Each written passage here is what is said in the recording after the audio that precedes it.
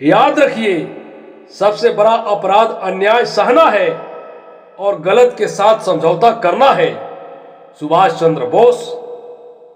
मेरा अनुभव है कि हमेशा आशा की कोई न कोई किरण आती है जो हमें जीवन से दूर भटकने नहीं देती। नेताजी सुभाष चंद्र बोस। अगर सुभाष चंद्र बोस भारत के प्रधानमंत्री बनते हैं तो उनके साथ रहने के लिए तैयार हूं। उनको अलग पाकिस्तान नहीं चाहिए। मोहम्मद अली जिन्ना। नमस्कार। आज 23 जनवरी है, नेताजी सुभाष चंद्र बोस की जयंती। इस पावन अवसर पर मैं doctor Chhotelal Gupta, assistant professor, Netaji को कोटि कोटि नमन करता हूं, प्रणाम करता हूं। अक्सर यही होता है कि भगवान स्वयं भगवान के रूप में धरती पर नहीं आते।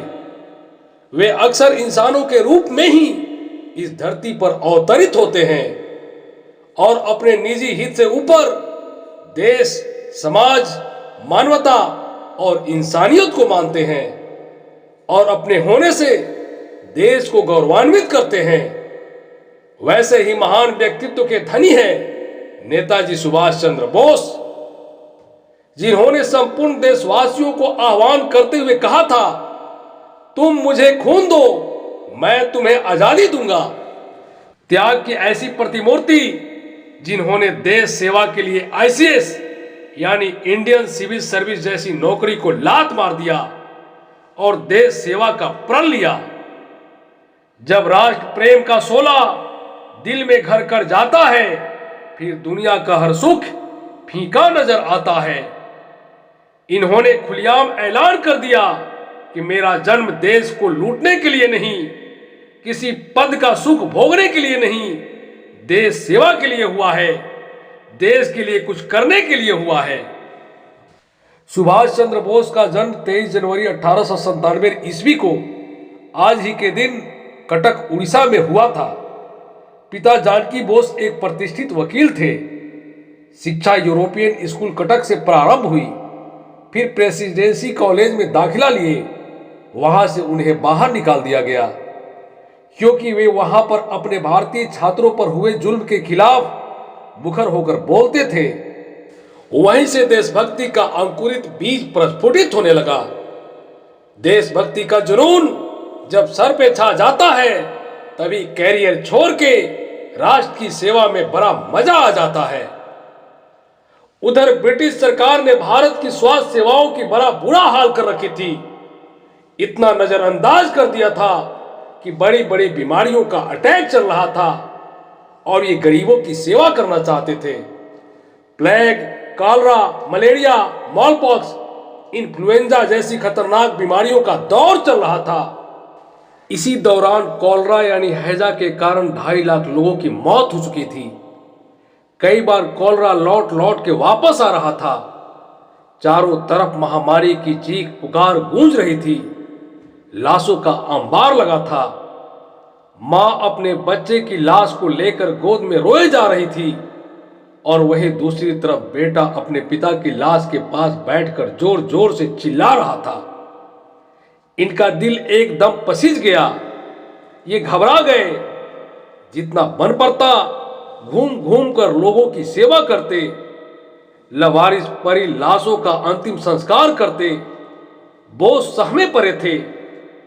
वहीं उन्होंने प्रण लिया, मैं एक दिन इन सभी चीजों को ठीक करूंगा और भारत को सपनों का भारत बनाऊंगा। उधर अंग्रेजों के खिलाफ गांधी जी की स्वतंत्रता आंदोलन चरम पर थी। फिर क्या था, गांधी जी से प्रभावित होकर सुभाष चंद्र बोस राजनीति में कूद पड़े और कांग्रेस ज्वाइन कर लिया। 1928 आते आते कांग्रेस एक मजबूत आंदोलन बन चुकी थी। गांधी और नेहरू के विचारों से इनके विचार नहीं मिलते, लेकिन अंदर से दोस्त थे। वे गांधी को अपना गुरु मानते थे, उनका सम्मान करते थे। 1939 का समय आ गया। कांग्रेस प्रेसिडेंट का चुनाव था। उधर सुभाष चंद्र बोस अपने गुरु गांधी जी से आशीर्वाद लेकर इलेक्शन में कूद पड़े। उधर गांधी जी सुभाष चंद्र बोस के खिलाफ सीतारमैया को खड़ा करा दिया और वे सीतारमैया के पक्ष में अपना प्रचार भी करने लगे। जब चुनाव का रिजल्ट आया सब चौंक गए। सुभाष चंद्र बोस भारी मतों से विजयी हुए। सीतारमैया हार गए। गांधी बहुत दुखी हुए। अब सुभाष चंद्र बोस का कद बहुत बढ़ चुका था, लेकिन गांधी के दबाव में एक सच्चे शिष्य एकलव्य की तरह अपने गुरु महात्मा गांधी के चरणों में आकर उन्होंने त्याग पत्र दे दिया और बोले कि हम जानते हैं कि हमारे विचार अलग अलग हो सकते हैं, लेकिन हमारे लक्ष्य एक ही है, हमारा मकसद एक ही है, देश की आजादी। सुभाष चंद्र बोस ने सोचा कि अब देश में बात नहीं बन पा रही है। कांग्रेस को इनकरेज किया कि जो कर रहे हो करते रहो और गांधी को सपोर्ट करते रहो। ये इतने इंटेलेक्चुअल थे, इतने बुद्धिमान थे कि मन ही मन सोचा कि मैं क्यों ना बाहर बाहर ग्लोबल अलायंस बिल्ड करूं। उधर द्वितीय विश्व युद्ध चल रहा था। एक तरफ एलाइड पावर जिसमें ब्रिटेन, फ्रांस, पोलैंड, यूएसए और सोवियत यूनियन थे। दूसरी तरफ एक्सिस अलायंस पावर जिसमें जर्मनी, इटली और जापान थे। तेज वो नहीं होते जो मौके का इंतजार करते हैं, बल्कि तेज वो होते हैं जो सही मौके पर वार करते हैं। उन्होंने सोचा दुश्मन का दुश्मन दोस्त होता है। ब्रिटेन जो भारत का दुश्मन है, जो एलाइड पावर का हिस्सा है, तो उन्होंने सोचा क्यों न एक्सिस अलायंस पावर से दोस्ती कर लिया जाए। यह सोचकर हिटलर से मिलने जर्मनी पहुंच गए। हिटलर से मिलने का किस्सा भी इनका बड़ा जबरदस्त है। सुभाष चंद्र बोस को बड़ा मुश्किल से हिटलर से मिलने का अपॉइंटमेंट मिला। जब वे जाकर बाहर ड्राइंग रूम में बैठे हुए थे तो अचानक एक आदमी जो हिटलर का 2 कॉपी था आया। हेलो, मैं हिटलर हूं। अपना हाथ आगे बढ़ाया हाथ मिलाने के लिए। सुभाष चंद्र बोस ने कहा, मेरा नाम सुभाष चंद्र बोस है, मैं भारत से आया हूं और मैं आपसे नहीं, मैं हिटलर से मिलने आया हूं। वो हिटलर का 2 कॉपी हैरान हो गया।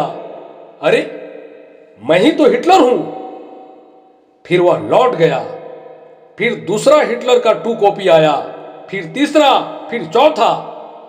सुभाष चंद्र बोस ने सबसे यही कहा, मैं भारत से आया हूं और मैं आपसे नहीं, मैं हिटलर से मिलना चाहता हूं।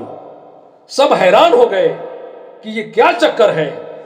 असल में क्या था कि हिटलर ने अपना 4-5 बहुरूपिया बना रखा था, क्योंकि हमेशा उसे जान का खतरा बना रहता था और सुभाष चंद्र बोस हर बार पहचान जाते।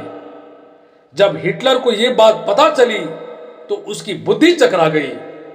वह सोचने लगा, सांप सपेरों और जादू टोने वाला देश का व्यक्ति इतना इंटेलिजेंट, इतना बुद्धिजीवी, ये कैसे हो सकता है। फिर स्वयं हिटलर सुभाष चंद्र बोस से मिलने आए। उनके लिए यह पहली बार हुआ कि इस पृथ्वी पर हिटलर को किसी ने पहचान लिया कि यह असली हिटलर नहीं है। तो फिर हिटलर स्वयं आकर कुछ दूर पर खड़े होकर सुभाष चंद्र बोस को देखने लगे कि क्या चक्कर है, ये पहचानता कैसे है। दूर से खड़े होकर सुभाष चंद्र बोस को देखने लगे।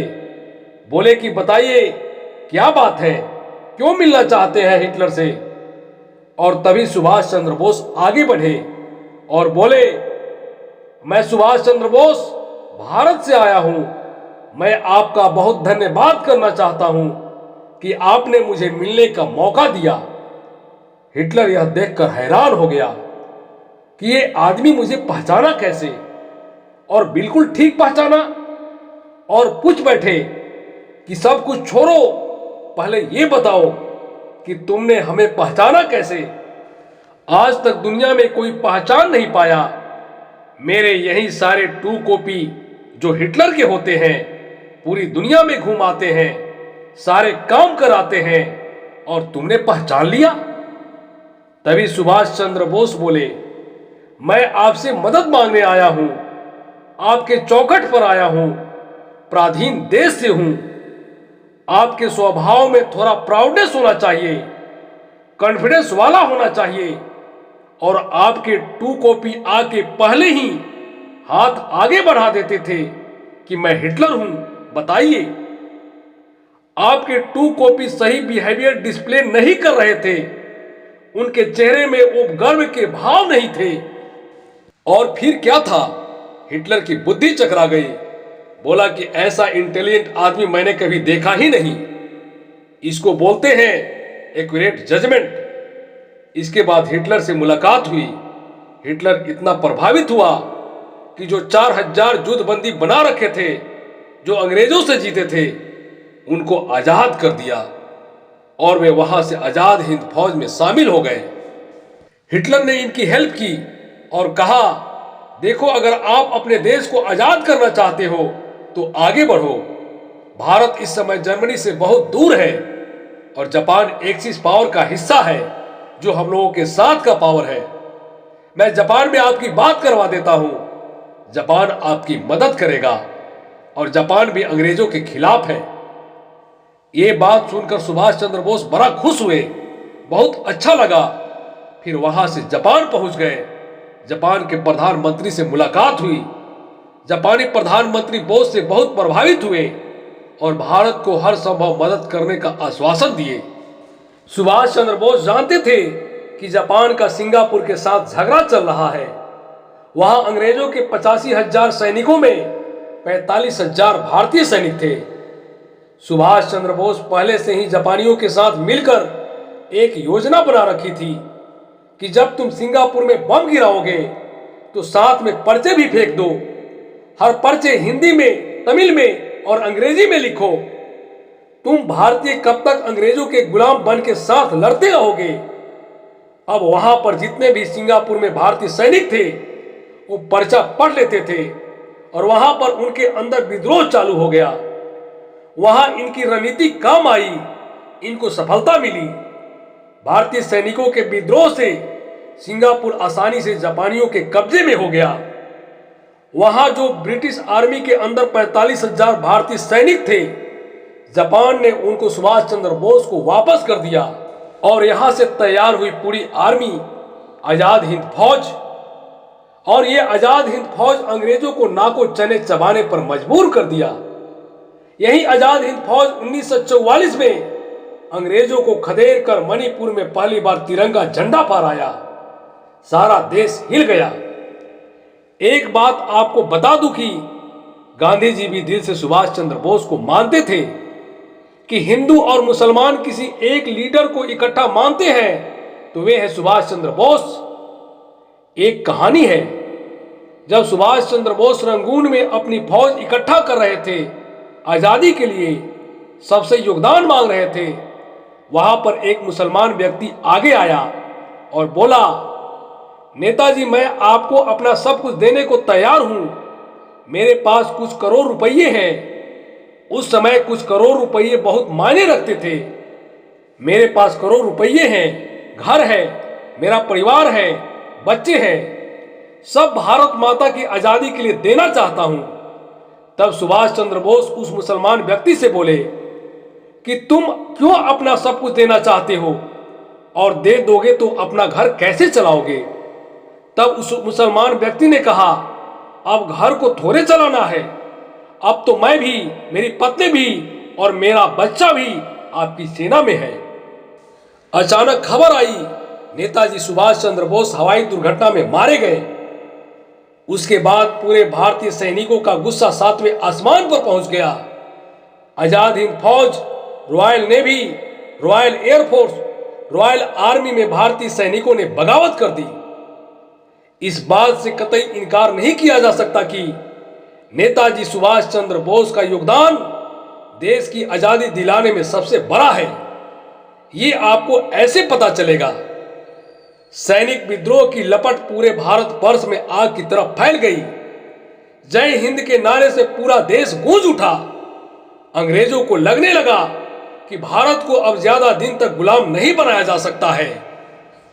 भारत में जो ब्रिटेन की आर्मी थी वो केवल 40,000 की थी और भारतीय सोल्जर 25 लाख थे। 40,000 की छोटी सी संख्या पूरे 25 लाख को कैसे कंट्रोल कर रही थी। लेकिन इस सैनिक विद्रोह के बाद ब्रिटिश सैनिकों का हौसला पस्त हो गया। उधर अंग्रेजों ने भारतीय सैनिकों को नौकरी से निकालना शुरू किया, तनख्वाह देना बंद कर दिया।